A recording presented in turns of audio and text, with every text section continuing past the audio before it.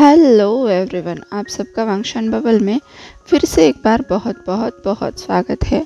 चलिए curse of the dragon emperor के part 30 को शुरू करते हैं। अब तक हमने देखा था वांग जी सीजन के साथ मिलकर अपने ननिहाल में समय बिता रहा होता है और जब दोनों बात करते हैं तभी वांग जी को पता चलता है कि सीजन ने मेंग्याओ और दागा मतलब नी मिंगजे के साथ स्वर्ण ब्रदर्स होने की कसम खाई है। तो वांग जी इस बात से चौंक जाता है। वो उसे पूछता है, सिर्फ स्वर्ण ब्रदर्स? तब शीचन ने उसकी तरफ देखकर पलकें झपकाई और फिर हंसते हुए कहने लगा, वांग जी तुमसे कुछ नहीं छुप सकता ना। अब तुम्हारी शादी हो गई है तो मुझे लगता है अब मैं तुमसे और खुलकर बात कर सकता हूँ। ये कहना गलत नहीं होगा कि मेरे रिश्ते बहुत उलझे हुए हैं। दागा और मैं दोनों भी सेक्ट लीडर्स हैं, इसलिए हमारी जिम्मेदारी है शादी करके घर बसाए, वारिस पैदा करे।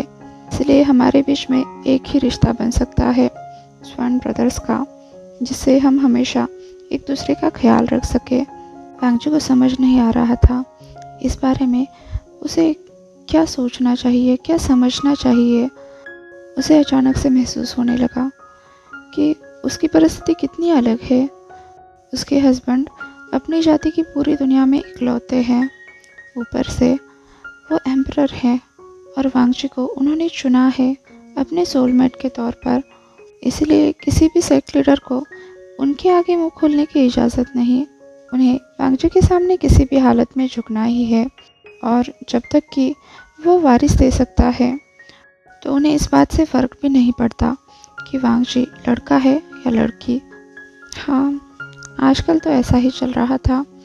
लगभग हर दिन वारिस को लेकर चर्चा होती थी। जब पहली बार विंग ने ये बात सुनी उसने तुरंत ऐसी बातें करने पर मनाही कर दी, पर उसके सामने नहीं पर पीठ पीछे चुप छुपा कर ऐसी बातें चलती ही रहती। और वांग जी को भी अब सच्चाई मान लेनी चाहिए थी। वो अभी भी एम्परर के ऊपर से श्राप नहीं हटा पाए थे, इसलिए एम्परर अभी कोई बच्चा नहीं चाहते थे। अभी सभी लोग राजसभा में बैठे थे। विंग बहुत ज़्यादा गुस्सा था और वो सबसे कह रहा था, अगर हमारा बच्चा होता भी है तो उसे कल्टीवेट करके गोल्डन कोर स्ट्रॉन्ग करने में और मेरी मदद करने में कम से कम 15 साल का वक्त लगेगा। इसके लिए इंतज़ार करने से अच्छा है कि मैं तब तक अपने श्राप को ही ख़त्म कर दूँ। फिर आप लांचा के पीछे क्यों पड़े हो? उसके लिए ये बहुत ही खतरनाक है। वो पूरी तरह से मेरी ची एनर्जी का सामना कभी नहीं कर सकता और ना ही मैं ये चाहता हूँ कि हमारा बच्चा इस श्राप के साथ पैदा हो। एम्परर के सामने बोलने की किसी में भी हिम्मत नहीं थी।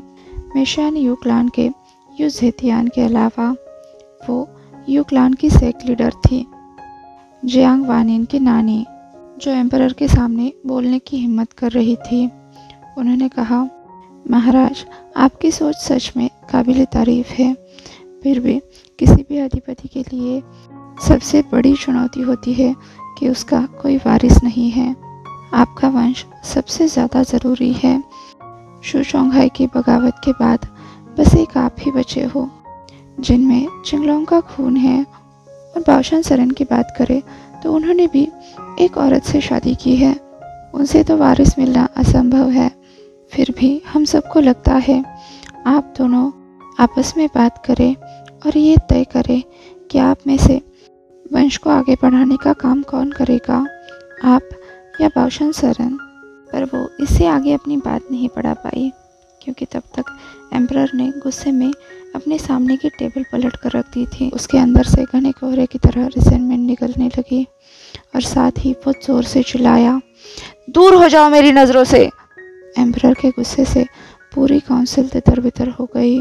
सब लोग डर गए। जियांग वानी ने तुरंत अपने नानी को सुरक्षित पीछे हटा लिया। तभी वांग जी खड़ा हो गया। अपने हस्बैंड की बाहों पर उसने जोर से हाथ कस लिए। वो उन्हें शांत करने की कोशिश करने लगा। दूसरी तरफ से बाओशन सरन भी आगे आई, पर उनका चेहरा दर्द से भरा था। वो बहुत परेशान थी। लानी ने तुरंत उनका हाथ पकड़ लिया। वेंचिंग और वेनिंग काउंसिल से लोगों को सुरक्षित बाहर ले जाने की कोशिश करने लगे लान सिचेन भी निमिंगजू के साथ बाहर चला गया, जो बाहर की गरजती बिजली से खुद को कांपने से रोक नहीं पा रहा था। ऐसा लग रहा था बहुत बड़ा तूफान आने वाला है, क्योंकि एम्परर बहुत ज़्यादा गुस्सा थे। विंग चिल्ला रहा था, फिर से वही, हम कौन हैं? बच्चे पैदा करने वाली मशीनें? मैं कौन हूँ? क्या मैं इमॉर्टल नहीं हूँ? तब तक बाओशन सरेन शांत हो चुकी थी। वो साय करके बोली, आशियान, वो पूरी तरह से गलत नहीं है। उनकी परेशानी जायज़ है। वो उस दुनिया में पैदा हुए हैं जहाँ पर तुम नहीं थे। ऐसी असुरक्षित दुनिया में पले बढ़े हैं कि उन्हें छोटी से छोटी चीज़ से डर लगता है। अगर तुम अपनी इन एनर्जी को काबू नहीं कर पाए तो ये पूरी दुनिया फिर से तबाह हो जाएगी। इसलिए इनके डर भी गलत नहीं है। विंग को अपने सर पर पहना हुआ ताज भी अब बोझ लगने लगा था। उसे बहुत गुस्सा आ रहा था, मानो बाओशन सरेन के शब्दों से उसे चिढ़ हो रही थी। उसकी रिसेंटमेंट अब और भी फैलने लगी थी। पर इससे पहले कि वो कुछ बोलते, बाओशन सरेन ने एक नज़र अपनी पत्नी की तरफ देखा और वापस से विंग की तरफ देखकर बोलने लगी, मैं ना तो तुम्हारी इन एनर्जी को क्लेंस करने में तुम्हारी मदद कर पाई, ना ही तुम्हारा श्राप खत्म कर पाई। इसलिए मैं इस बात की जिम्मेदारी लेती हूँ। मेरी पत्नी और मैंने इस बारे में पहले ही बात कर रखी है। अगर हमारा कोई बच्चा पैदा होता है तो उनकी परेशानियाँ कम हो जाएंगी। तभी विंग चिल्लाया, नहीं, कोई ज़रूरत नहीं है। उसकी आवाज़ पत्थर की लकीर से भी ज़्यादा सख्त थी। उसने कहा, मैं आपको किसी भी तरह से बच्चा पैदा करने के दबाव से मुक्त करता हूँ। जब तक आप खुद नहीं चाहती, आप कुछ भी ऐसा वैसा नहीं करेंगी। आपका सारा त्याग धरा का धरा रह जाएगा। जब तक आपका बच्चा मेरी साये में रहेगा, वो भी इन एनर्जी को उस तरह से कल्टीवेट नहीं कर पाएगा जैसे मैं करता हूँ। पर क्या तब इन लोगों को चैन मिलेगा? क्या वो लांछा को परेशान करना छोड़ देंगे? मैं जानता हूँ वो सब क्या करने की कोशिश कर रहे हैं। अगर मुझे लांछा के साथ वारिस पैदा नहीं करना तो मैं आपके बच्चे को अपना वारिस घोषित कर दूँ। ये सब दोबारा से हो रहा है। जो मेरे पिता के साथ हुआ था वही अब मैं भुगत रहा हूँ। इस वंश को बचाने के लिए मैंने अपनी ज़िंदगी की सबसे बड़ी गलती की थी। मैंने अपने जन्म देने वाली माँ को मार डाला था। बाओशन सरेन विंग के शब्दों से चौंक गई। वांगजी खुद भी उस सारे नज़ारे को फिर से अपनी आंखों के सामने देखने लगा, महसूस करने लगा। और इससे पहले कि उसे कुछ समझ आए, उसने अपने आप को अपने हस्बैंड के सामने घुटनों पर पाया। महाराज, वो बोला। तभी विंग ने कहा, बिल्कुल नहीं। मैंने कहा है तुमसे लांछा, तुम कभी भी मेरे सामने नहीं झुकोगे। विंग ने तुरंत वांगजी को कंधे से पकड़कर ऊपर खींच लिया, उसे अपने पैरों पर खड़ा कर दिया और वांगजी संभल गया। फिर एक सांस लेकर अपने पति की तरफ देखने लगा, उसके मास्क की तरफ जहाँ पर उसकी आंखों के काले गड्ढे बने हुए हैं। उसने कहा, शिंगलोंग के वंश में अगला वारिस पैदा करने की जिम्मेदारी मेरी है, क्योंकि मैं आपका जीवन साथी हूँ। लोग इतने सालों से अराजकता के माहौल को सह रहे हैं, इसीलिए श्राप के बिना या श्राप के साथ आपके वंश को आगे बढ़ना होगा। मैं वेंचिंग और हीलर दानियन से बात करूँगा और मेरा यांग कल्टीवेशन कम करने की कोशिश करूँगा। लांझा, तभी विंग चिल्लाया। मास्क के बावजूद भी विंग की कांपती हुई आवाज़ वांगजी को महसूस हो रही थी। वो उसी की तरफ देख रहा था। एकटक उसने अपना हाथ आगे बढ़ाया वांगजी को छूने के लिए, उसे आगे बात करने से रोकने के लिए। पर रुकने की बजाय वांगजी एक कदम आगे बढ़ा और निडर होकर आगे बोलने लगा, मैं हमारे बच्चे से बहुत प्यार करूँगा, उसकी रक्षा करूँगा, उसे अपने प्यार में कभी कमी महसूस नहीं होने दूँगा, चाहे फिर वो अपनी पूरी ज़िंदगी श्राप के साथ ही क्यों न रहे। मैंने उसे देखा है, हमारे बेटे को, मेरे सपनों में। क्या आपने नहीं देखा? विंग चौंक गया और नामे सिर हिलाते हुए पीछे हटने लगा। कदम दर कदम वो वांगजी से दूर होता गया। और विंग के हर बढ़ते कदम के साथ वांगजी का दिल टूटकर बिखरने लगा। मुझसे नहीं होगा, हम नहीं कर सकते। विंग बुदबुदाए जा रहा था और अचानक से वो पीछे मुड़ा और उसी के जैसे उसके रोब्स भी उसके साथ घूमे और तुरंत ही वो वहाँ से गायब हो गया। बस पीछे धुंधला होता धुएं का बादल रह गया। वांगजी अपनी जगह पर ही जम गया था। उसकी आंखों से आंसू निकल रहे थे। ये भी उसे तब पता चला जब बाओशन सरन ने उसके पीठ पर थपथपाया। वांगजी को न सिर्फ अपनी आंखों में आंसू महसूस हुए, उसे ये भी पता चल गया वो फिर से एक बार अपने घुटनों पर गिर चुका था। तभी उसके दिल में बसी एक धुंधली याद ताज़ा हो गई। वो वॉल ऑफ डिसिप्लिन के सामने ऐसे ही घुटनों पर बैठा करता था जब वो कोई गलती करता था या फिर जेंटियन हाउस के सामने। उसे ऐसा लगने लगा उसे बहुत बड़ी गलती हो गई है, उसे ठुकरा दिया गया है। बाओशन सरन वांगजी को समझा रही थी, उसे थोड़ा समय दो। वो बुदबुदा रही थी, ये वो भविष्य नहीं है जो उसने तुम्हारे लिए सोच कर रखा है, ना ही अपने बच्चों के लिए। वांगजी ने बस हाँ में सिर हिलाया और बाओशन सरन को अपने आप को उठाने दिया। वो वापस अपने महल में आ गया। उस रात उसे वापस से सपना आया उस छोटे से ड्रैगन लड़के का जिसकी लाल आंखें थी, जो उसकी तरफ देख रहा था और देखते ही देखते दोनों आग की लपटों से घिर चुके थे। वांगजी को चाहत और डर दोनों एक साथ महसूस हो रहे थे। अपने बच्चे के लिए वो स्वार्थी बनना चाहता था, पर उसे डर भी था कि उसका बच्चा कैसा होगा। अगले दिन वांगजी अपने रोज़मर्रा के कामों में व्यस्त था। उसके हस्बैंड बिना एक शब्द बोले हमेशा की तरह काउंसिल में आ गए और उनकी शादी के बाद से ऐसा पहली बार हो रहा था कि विंग वांगजी की तरफ बढ़ने की कोशिश बिल्कुल नहीं कर रहा था। उसे चुप चुप कर छूने की कोशिश नहीं कर रहा था। ये चुप्पी उसके लिए सामने से मना कर देने से भी ज़्यादा दर्दनाक थी। पूरी सभा के दौरान वांगजी बस अपनी परेशानियों से ही जूझता रहा। सभा खत्म हुई। वेंचिंग ने हमेशा की तरह उन दोनों का परीक्षण किया और विंग पूरे दिन में एक शब्द बोले बिना तुरंत गायब हो गया। विंग के जाते ही वहाँ पर फिर से एक बार धुआं, कोहरा और थोड़ी सी राख बच गई, जिस पर वेंचिंग बहुत ज़्यादा गुस्सा हो गई। पर उसने अपनी मुट्ठियाँ कस ली और अपने कज़न के सामने कुछ भी नहीं जताया। और अब वेंचिंग ने अपना पूरा ध्यान वांगजी पर केंद्रित कर दिया।